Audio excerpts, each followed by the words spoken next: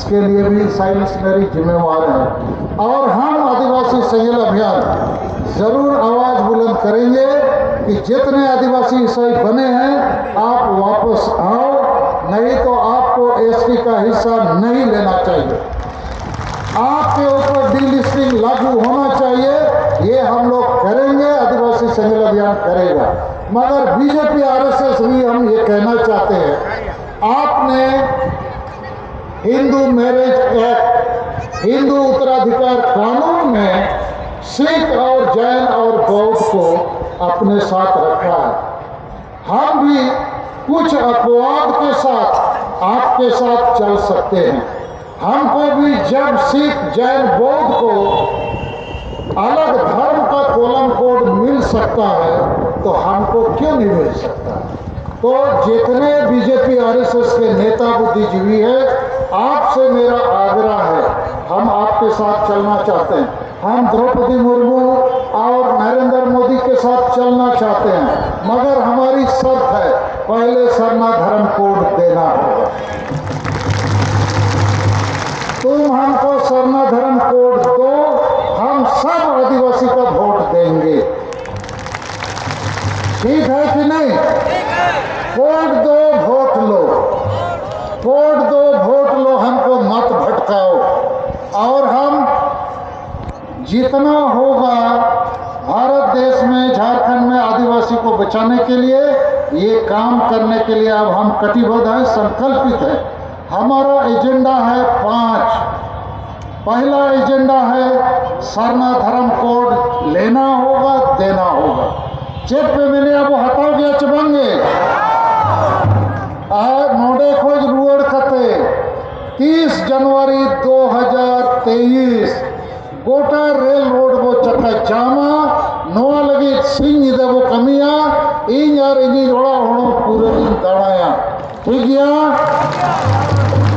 और ये हमारा अधिकार है। और सरना धर्म के बारे और एक चीज हम कहना चाहते हैं कि दुनिया भर में जितने देश हैं और उनका जो संगठन है जिसको हम लोग संयुक्त राष्ट्र कहते हैं, यूनाइटेड नेशन, उस यूनाइटेड नेशन में भी असेंबली या पार्लियामेंट होता है, उसको कहा जाता है जनरल असेंबली।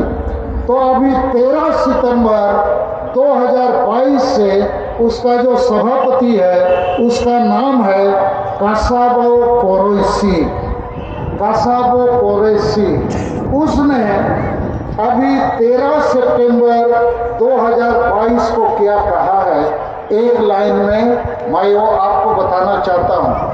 मतलब पूरी दुनिया का जो सभापति है उसने क्या कहा, यदि प्रकृति के संरक्षण प्रयासों को सफल बनाना है तो हमें आदिवासी आबादी से उनकी भाषा में सुनना होगा। देखिए इसको समझिए, पूरी दुनिया में करीब जो 200 देश हैं उसका जो सभापति है उसका नाम है कासाबो कोरोइसी। उसने 13 सितंबर को 2022 इसी साल क्या कहा कि यदि प्रकृति पर्यावरण को बचाना है तो आदिवासी से बात करना होगा और उसकी भाषा में सुनना होगा। मतलब पूरा दुनिया अब मानने को तैयार है कि आदिवासी ही दुनिया को बचा सकता है और उसकी भाषा से ही बचेगी। तो हम वही चाहते हैं भारत देश के लोगों से, नेताओं से, पार्टियों से कि हमें हमारा सरना धर्म कोड देना होगा और हमको लेना होगा। तो ये हमारा प्रथम एजेंडा है। दूसरा एजेंडा हमारा है कि झारखंड राज्य बिरसा मुंडा के जन्मदिन पर बना है। ये आदिवासी राज है मूलतः, जैसे बंगालियों के लिए बंगाल, उड़िया उड़ीसा, पंजाबी पंजाब, बिहारी बिहार, तो आदिवासियों के लिए ये राज बना है मूल रूप से। और इसीलिए यहाँ छोटा नागपुर संथाल परगना जैसे कानून है, 5वीं अनुसूची, टीएसी, पेशा कानून, बहुत सारा कानून है। क्यों? क्योंकि ये पहले भी आदिवासी राज था, अब भी है, लेकिन ये आदिवासी राज को लूट झूठ का राज बना दिया गया है। तो हम लोग चाहते हैं कि झारखंड में पहली आदिवासी भाषा राजभाषा के रूप में संथाली भाषा को मान्यता मिलनी चाहिए, क्योंकि राष्ट्रीय मान्यता इसको मिल गई है। और इसी के साथ मुंडा क्षेत्र में मुंडा भाषा, उराव क्षेत्र में कुड़ुक भाषा, हो क्षेत्र में हो भाषा, भूमि क्षेत्र में भूमिज भाषा आदि भी यहाँ लागू होना चाहिए, खड़िया क्षेत्र में खड़िया भाषा। तो दूसरा हमारा एजेंडा है भाषा हम यहाँ लागू करके छोड़ेंगे। तीसरा हमारा एजेंडा है झारखंड हमारा सपनों का झारखंड है। बिरसा मुंडा सिद्धू मुर्मू ने क्या कहा, अबुआ दिसों में अबुआ राज। तो ये अब अबुआ दिसों में अबुआ राज नहीं रहा, तो इसको फिर से आदिवासी राज हम लोग बनाएंगे, बना सकते हैं। कैसे बनाएंगे? यहाँ केवल संविधान कानून लागू होने से ये बन जाएगा। आज झारखंड में संविधान कानून का राज नहीं है, जंगल राज चल रहा है। यहाँ CNP SPD कानून लागू नहीं है, इसलिए रांची शहर में जितना आदिवासी का जमीन है गैर आदिवासियों ने लूट लिया। तो ये गैर आदिवासी जो लुटेरे हैं वो कानून के उल्लंघन करता है, कानून की नजर में वो दोषी है, अपराधी है, उसको जेल जाना चाहिए। तो झारखंड में कुछ भी कानून लागू नहीं है, जंगल रूल चल रहा है। तो झारखंड में संविधान कानून को लागू करेंगे, कराएंगे और हम इसको फिर एक बार आदिवासी राज बनाएंगे। 4 नंबर हमारा एजेंडा है कि असम और अंडमान की चाय बागानों में अंग्रेजों ने जबरन यहाँ के आदिवासियों को 150 साल 200 साल पहले ले गए। अभी तक वे लोग ना आसामीज बने, ना शेड्यूल ट्राइब बने, ना लोकल के रूप में उनको मान्यता है, उसको OBC बोलते हैं। और जहाँ तहाँ चाय जनजाति, टी ट्राइब, तो ये आदमी को ये लोग चाय बना दिए।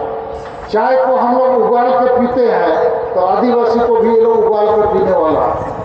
तो भारत देश एक है, संविधान एक है और संथाल मुंडा उराव खड़िया भूमि एक है। तो यहाँ जो चीज आलू है, क्या आसाम में टमाटर बन जाएगा? तो ये भी हमारा एजेंडा है कि हम इनको हर हाल में आदिवासी बनाएंगे। और 5वां एजेंडा हमारा है कि ये जो आदिवासी स्वशासन व्यवस्था है, ये संविधान कानून के तहत नहीं चलता है और वहाँ पर वंश परंपरागत हमारे माझी परगना मानकी मुंडा बनते हैं और अधिकांश अनपढ़ पियक्कड़ संविधान कानून नहीं जानने वाले, और इसलिए गांव में एकता नहीं है, गांव में ईर्ष्या द्वेष है, गांव में नशापन है, अंधविश्वास है, डायन प्रथा है, वोट को हड़िया दारू चखना में बेचने की परंपरा है, महिला विरोधी मानसिकता है। तो ये सारे जो कुरीतियाँ कुप्रथा है हर गांव में है। हर आदिवासी गांव समाज में एक आदिवासी प्रमुख होता है और वो प्रमुख यदि अनपढ़ पियक्कड़ ना समझ होगा तो बाकी गांव के लोग कैसे हो सकते हैं? समझ लो हर एक आदिवासी गांव समाज एक रेलगाड़ी है और उसका इंजन ही मताल होगा डमाडोल, तो डब्बा क्या करेगा? वो भी डबल डुबल होते रहे। तो पूरे भारत के आदिवासी गांव में सती प्रथा की तरह इसको सुधारना होगा। सती प्रथा में भी पुरुष मर जाए तो स्त्री को जिंदा आग में झोंका जाता था, लेकिन राजा राम मोहन रॉय ने विरोध किया, उसका विरोध हुआ, लेकिन अंग्रेजी हुकूमत थी, अंग्रेजों को पता चला तो 1829 साल में अंग्रेजों ने कानून बनाया, सती प्रथा रुक गया। 200 साल हो गए, आदिवासी वही सती प्रथा के रूप में अभी तक जी रहा है, पिछड़ गया। तो हम आदिवासी संयम अभियान की तरफ से इसकी कोशिश लगा दिए हैं कि हर गांव समाज को सुधारेंगे और गांव का जो इंजन होगा गांव ही के लोग जनतांत्रिक तरीके से स्त्री पुरुष बैठ के चुने तो निश्चित है वो लोग पढ़े लिखे आदमी को चुनेंगे, निश्चित है नशा नहीं करने वाले आदमी को चुनेंगे, क्योंकि सबको विकास करना है, सबको शिक्षा स्वास्थ्य विकास का लाभ लेना है। लेकिन अभी सब गांव का आदिवासी का जो मालिक है वो पियक्कड़ नंबर 1 होता है। तो क्या बोलते हैं ना, वो सुधर चबाएंगे। गया और ओना तक नित वो बुझू खाना। तो इन 5 मुद्दों के लिए हम लोग लगातार लड़ रहे हैं, लगातार हम संघर्ष कर रहे हैं। अब हम समस्या नहीं समाधान की बात करना चाहेंगे और मीडिया के मार्फत भी इसको शेयर करेंगे। वो ये है कि अभी भी आदिवासी के पास बहुत ताकत है और यहाँ कई आदिवासी आए होंगे जो मुंडा उरांव आदि हैं जो राज्य के इर्द गिर्द रहते हैं। ये तो संताल लोग ज़्यादा आए हैं चूँकि हमारे आदिवासी संगील अभियान के साथ हैं। मैं मुंडा उरांव के बीच में भी बहुत काम किया हूँ क्योंकि डोमिसाइल आंदोलन वास्तव में हमने शुरू किया था, लेकिन डोमिसाइल आंदोलन का मकसद इसको रखो इसको भगाओ नहीं है।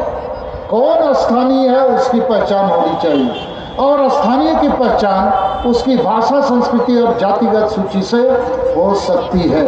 उसके लिए खतियान ज़रूरत नहीं है। खतियान तो अंग्रेज़ों का भी था, खतियान अंग्रेज लोग ही बनाए थे।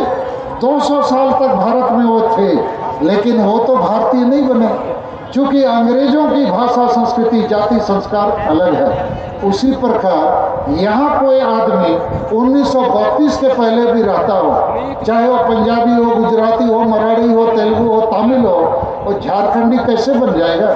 खतियान होने से भी नहीं बन सकता। या कोई आदिवासी जो आज आसाम से यहाँ आया है 200 साल पहले चला गया है, 1932 का खतियान कहाँ से लाएगा वो?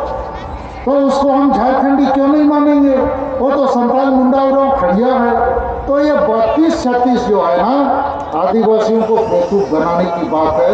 हमने कभी भी खतियान आधारित डोमिसाइल की बात नहीं की। इस समय झारखंड के शिक्षित बेरोजगार मारे मारे फिर रहे हैं। उसके लिए हमारा संदेश यही है कि प्रखंड वाइज रोजगार नीति को लागू किया जाए। झारखंड सरकार के पास जितनी नौकरियां हैं, चाहे सरकारी गैर सरकारी, उसका 90% भाग ग्रामीण क्षेत्रों को दे दीजिए। उस नौकरी को प्रखंड वाइज कोटा बना दीजिए और उसी प्रखंड के लोगों से उस नौकरी को भरिए और आरक्षण भी उसी प्रखंड में जिसकी जाति जितनी है उतना नौकरी दे दो। ये जो बवाल विधानसभा में चल रहा है, बवाल रोड में चल रहा है, अपने आप खत्म हो जाएगा। ना खतियान की जरूरत है, ना किसी को पहचानने डराने की जरूरत है, ना वोट के नाम पर लोगों को उल्लू बनाने की जरूरत है। तो प्रखंड वाइज रोजगार नीति को यहाँ लागू किया जाए। ये राज्य सरकार के अधीन एक अधिकार का बात है। ये राज्य सरकार को तय करना है स्थानीय नीति, रोजगार नीति, नियोजन नीति। लेकिन ये राज्य सरकार पूरे झारखंड के आदिवासी भूलवासी को बेवकूफ बनाए हुए है। कहती है हम दिल्ली भेज दिए, दिल्ली तय करेगी नवी अनुसूची। तो ये सब बकवास है, गलत है। तो हम आदिवासियों के लिए एकता और आंदोलन की एक तो बात करना चाहते हैं।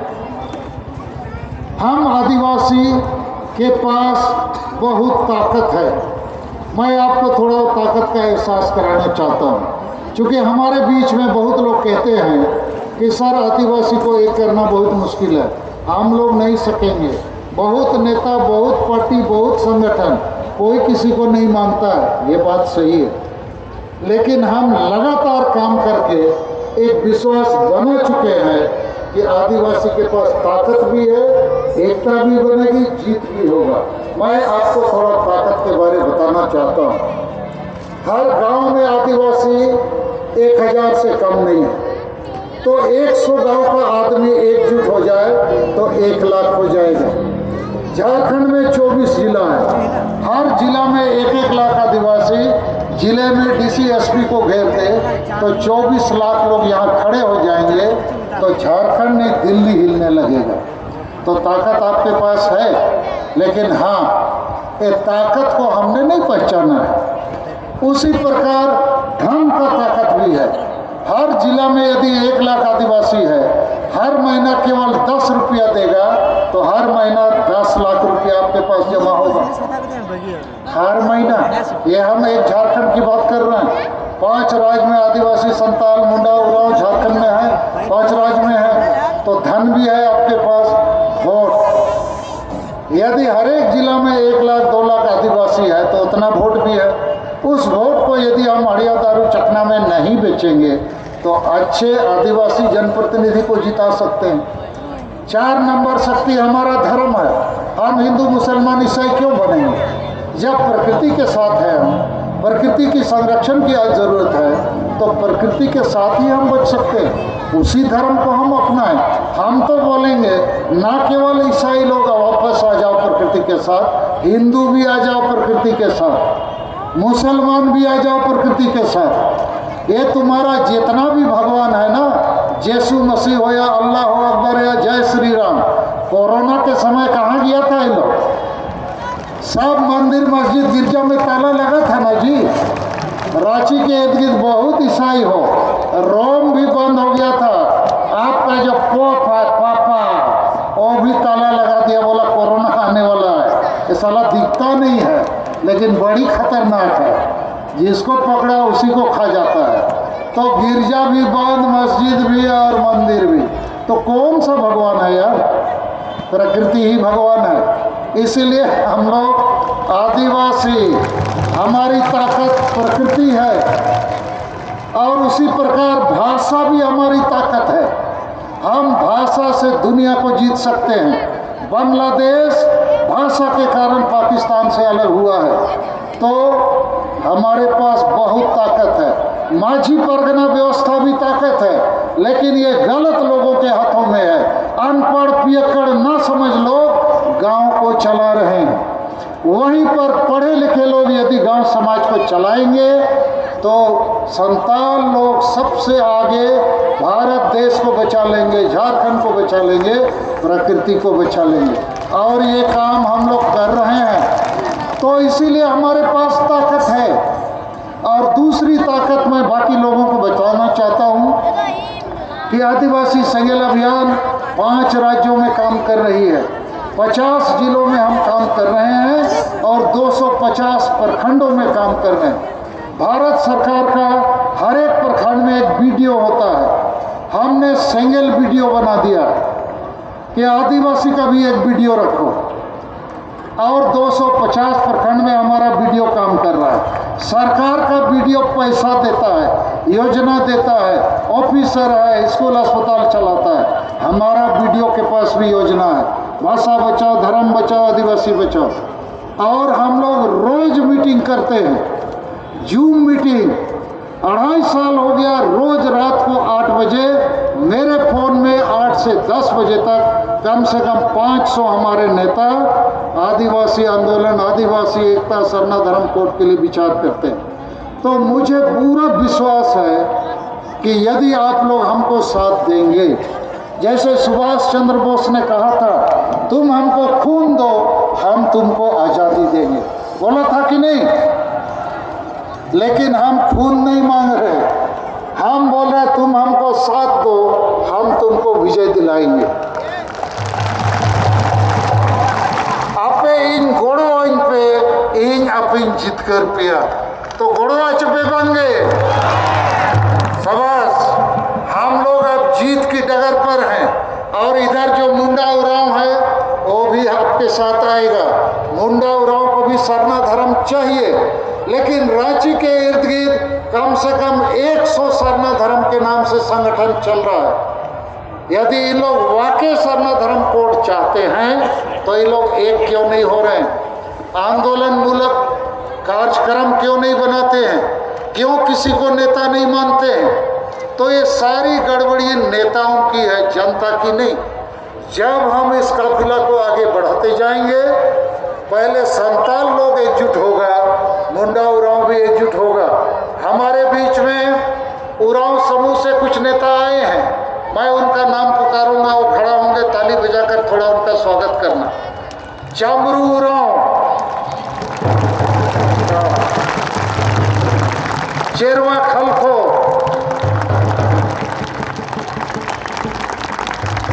बिरसा उरांव, रामकृष्ण उरांव। अच्छा ठीक है, आप लोग बैठ जाइए। तो उसी प्रकार हो समाज से भी 1-2 हमारे नौजवान आए हैं, मुंडा समाज से भी आए हैं, लेकिन लेकिन मेरा इतना ही कहना है, मुरारी आल्डा सामने आ जाओ, सुबेदार बिरुआ, महाती पूर्ति। अच्छा, उन लोग जब आएंगे हम लोग ताली बजा के उनका स्वागत करेंगे।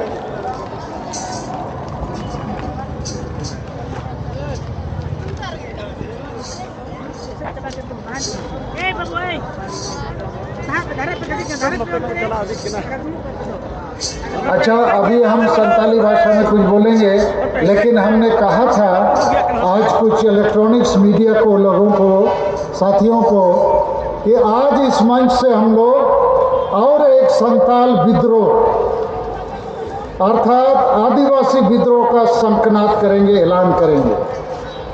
हमारी नज़र में सोरेन खानदान को बहुत मौके मिले, 5 बार पिता पुत्र मुख्यमंत्री बने, मगर इनको चूंकि भाषा और भाषा से कोई लेना देना नहीं है, इनको लेना देना है केवल नोट और वोट से। और इसीलिए आज संताल परगना में जो हालात हैं, आदिवासी महिला का जो साहेबगंज में निर्मम हत्या, बर्बरतापूर्ण हत्या की गई, उसके पीछे वोट बैंक का राज है, उसके पीछे धर्मांतरण का राज है। पूरे संताल परगना को सोरेन खानदान ने ईसाई मिशनरियों और मुसलमानों के हाथ सुपुर्द कर दिया और सरना आदिवासियों की हालात दिन ब दिन बिगड़ रही है। संताल विद्रोह का इतिहास, सेदू मुर्मू का बलिदान, संताल परगना, संताल विद्रोह ये खत्म हो रहा है। तो ये सोरेन खानदान ना हमारी आशा बचाएगा, ना भाषा, ना धर्म, ना रोजगार, ना इज्जत, ना आबादी, तो क्या बचाएगा? ये हमको बेचने का काम कर रहा है, ये प्रमाणित हो चुका है। और 1932 का खतियान, नियोजन नीति गलत, आरक्षण नीति पता नहीं कब लागू होगा, तो इनको बहुत मौके मिले। अब हमारा नारा है कि सोरेन खानदान के राजनीतिक पतन के बगैर आदिवासी और झारखंड का उत्थान असंभव है। तो ये हमारा पहला विद्रोह है। चेत पे मैंने ठीक गया चबंगे। दूसरा हमारा विद्रोह है ये चर्च के खिलाफ में। ये चर्च वाले लोग के पास बहुत बुद्धि, ज्ञान, धन, दौलत, पूरा दुनिया भर का ताकत है, लेकिन ये लोग आदिवासी को बचाने के लिए नहीं, आदिवासी को ईसाई बनाने का ताकत लाया हुआ है। आदिवासियों को जड़ों से भटकाते हैं, आदिवासियों की भाषा संस्कृति को मिटाने का काम करते हैं। इसीलिए हम डीलिस्टिंग की मांग करते हैं और जितने आदिवासी ईसाई बने वो वापस आओ। और जितने आदिवासी ईसाई बनते हैं ये राजनीतिक गुलामी खटते हैं, अर्थात इनको बीजेपी का डर सताते रहता है। तो भले कांग्रेस पार्टी आदिवासियों को मारे, झारखंड राज्य बनाने के बदले कांग्रेस पार्टी ने 1993 साल में शिबू सोरेन को 3.5 करोड़ में खरीदा और शिबू सोरेन ने झारखंड को बेचा। तो उसी कांग्रेस को जितने आदिवासी ईसाई हैं आंख मूंद के वोट देते हैं। क्यों देते हैं? क्योंकि इनका कार्डिनल, आर्च बिशप, पारिश प्रीस्ट ऐसा करने को कहते हैं। हमने कितनी बार कहा कि ईसाई आदिवासी और सरना आदिवासी हम लोग मिलकर झारखंड में एक वैकल्पिक आदिवासी पार्टी या आदिवासी राजनीतिक शक्ति बनाएंगे। ईसाई कभी तैयार नहीं होते।